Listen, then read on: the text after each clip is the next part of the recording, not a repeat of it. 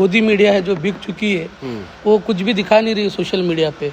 तो पूरा यूथ जो है अपने सोशल मीडिया पे ही काम कर रहा है। और मैं चाहता हूँ इंडियन गवर्नमेंट की जल्द से जल्द फैसला लेके जो धर्मेंद्र जी है उनको ऐसा क्यों बचा रहे आप। हिंदुस्तान के 130 करोड़ से ज्यादा आबादी उनको रिजाइन चाह रही है, लेकिन आप देना नहीं चाह रहे कि ऐसा क्या उन्होंने बचा के रखा है आपकी सरकार को कि आप उनका इस्तीफा नहीं दे रहे। इंडिया का जो सबसे बड़ा पिलर है वो यूथ है। राहुल गांधी जी हमारे नेता, मल्लिकार्जुन खड़गे जी जो दिखा रहे कि आज जो कल पार्लियामेंट में बात होता है तो उनको बात करने का मौका नहीं दिया जा रहा है। हाँ। और मैं चाहता हूँ कि हम पूरे इंडियंस मिलके यूथ का सपोर्ट करें, क्योंकि आज मेरी बेटी छोटी है जो स्कूल जा रही है, उसका पढ़ाने का मकसद ये है कि वो आगे जाके इंडिया के लिए कुछ कर सके। डॉक्टर बाबा साहब अम्बेडकर ने हमको यही बोला था, पढ़ेगा इंडिया तो ही बढ़ेगा इंडिया। ये यंग इंडिया है, हमारा इंडिया पढ़ेगा तो ही बढ़ेगा।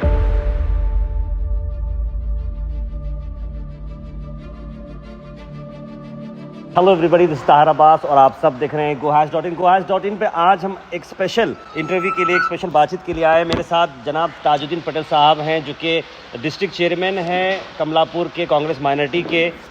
ताज भाई, मैं आज यहाँ पर आपके साथ इस टेबल टॉक पर बात करने के लिए इसलिए आया हूँ क्योंकि मैं पिछले 3-4 दिन से देख रहा हूँ लगातार आप फेसबुक पर जंतर मंतर के रिलेटेड प्रोटेस्ट के बारे में आप बात कर रहे हैं, स्टूडेंट्स के बारे में बात कर रहे हैं, नौजवान का काफ़ी बड़ा तबका आपके साथ जुड़ा हुआ है।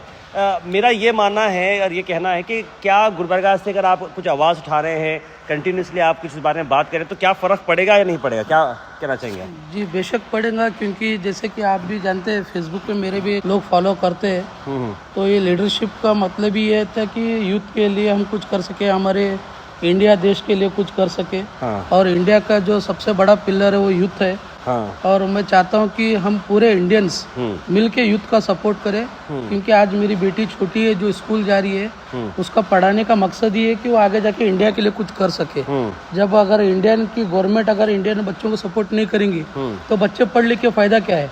तो फिर मतलब नहीं रहेगा हमारे पढ़ने का। जो पहले की एजुकेशन सिस्टम थी जिसमें पढ़ लिख के आज इंडिया एक तरक्की कर चुका था 70 साल तक, ये पिछले 10 सालों से जो है जो हम देख रहे हैं। और पिछले जैसे कि अभी राहुल गांधी जी हमारे नेता, मल्लिकार्जुन खड़गे जी जो दिखा रहे कि आज जो कल पार्लियामेंट में बात होता है तो उनको बात करने का मौका नहीं दिया जा रहा है। तो और जो गोदी मीडिया है जो बिक चुकी है, वो कुछ भी दिखा नहीं रही है सोशल मीडिया पे। तो पूरा यूथ जो है अपने सोशल मीडिया पे ही काम कर रहा है। तो उसमें मैं भी आपके साथ में जुड़ना चाह रहा हूँ और ये पैगाम देना चाह रहा हूँ इंडियन लोगों को कि आप सब जन, माँ बाप, भाई बहन मिलके जो बच्चे वहाँ प्रोटेस्ट कर रहे हैं उनको जो भी हेल्प हो सकती है, सोशल मीडिया हो, फाइनेंशियली हो या उनकी ट्रैवलिंग हो, हॉस्पिटलाइज में जो कल बच्चों को लगा, देखिए आप और हम तकरीबन हजारों की गिनतियों में बच्चों को नुकसान हुआ है। किसी के हाथ टूट गए, किसी के पैर टूटे, किसी का सर को लग गया। तो उनकी हम मदद क्या कर सकते हैं यहाँ बैठ के, वो भी केयर ऑफ करेंगे।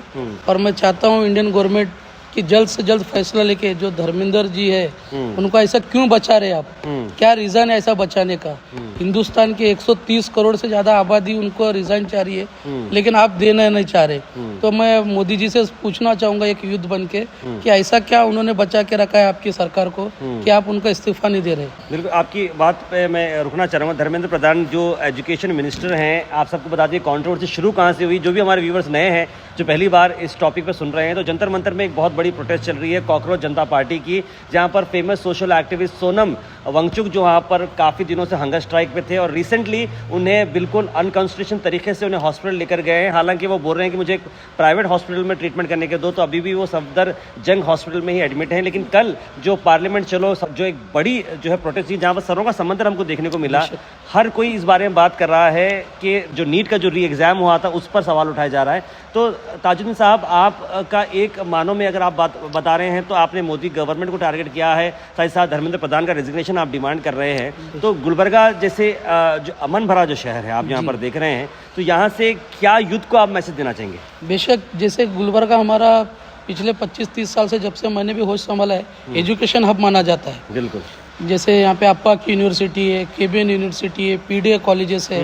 तो ये बच्चे जो यहाँ पे एजुकेशन के लिए पढ़ने आ रहे, अगर उनका मकसद पूरा नहीं हो रहा, पेपर लीक हो रहे, तो बच्चे 4-4 साल 5-5 साल लाखों रुपए की फीस भर के आगे जब पढ़ाई करेंगे और पेपर लीक होंगे तो उनका पढ़ने का मकसद नहीं रहेगा। बिल्कुल। तो मैं आपके न्यूज के जरिए से पैगाम देना चाह रहा हूँ गुलबर्गा शहर से कि जितना जल्दी हो सके उतना जल्दी हमारे जो इंडिया की एजुकेशन से जो एग्जामिनेशन सेंटर है उसको अच्छे से अच्छा करे। और मैं राहुल गांधी जी के साथ में सपोर्ट में, हमारे मल्लिकार्जुन खड़गे साहब के सपोर्ट में बात करूंगा कि जैसे उन्होंने छात्रों की गूंज बोल के आवाज़ उठाई, उस तरीके से हर कोई अपने अपने तरीके से सपोर्ट कर रहा है, तो उनको सपोर्ट करे, एजुकेशन सिस्टम को बचा के रखे, क्योंकि यही सबसे बड़ा इंडिया का पिलर है। डॉक्टर बाबा साहब अम्बेडकर ने हमको यही बोला था कि अगर शिक्षित होगा इंडिया तो बढ़ेगा इंडिया, तो ही बढ़ेगा इंडिया।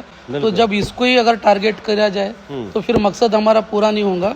तो इसके लिए सब जन मिलके गुलबर्गा से एक पैगाम है हमारा कि सब जन यूथ को सपोर्ट करो, जैसे जैसे जो कर सकते सपोर्ट करें। अभी इसी वक्त कैमरे पे लाइव आप लोगों को लाना चाह रहा हूँ। 2 नौजवान ऐसे हैं जो डिग्री यहाँ पर कर चुके हैं, लेकिन डिग्री करने के बावजूद भी ताज भाई ने एम्प्लॉयमेंट नहीं मिलने की वजह से, देखिए हमारे 2 यहाँ पर युवा हैं।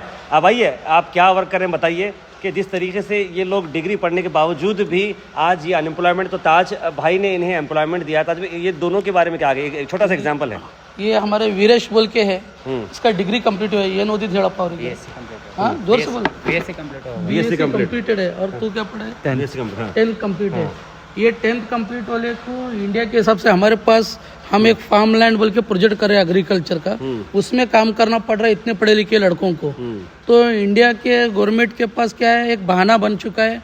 अनएम्प्लॉयमेंट इंडिया रहेगा तो क्या, अनएजुकेटेड रहेगा तो उन्हें कुछ भी अपना कर सकते। बेरोजगारी के चक्कर में बच्चों लोगों को रोजगार नहीं मिल पा रहा है। तो मैं सख्त खिलाफ हूँ मोदी गवर्नमेंट के कि वो अच्छा एजुकेशन लाए, अच्छा एजुकेशन सिस्टम लाए, ताकि बच्चों को रोजगार मिल चुके। आज हमारा इंडिया सिर्फ आबादी बढ़ा रहा है, कोई फैसिलिटी नहीं बढ़ा रहा।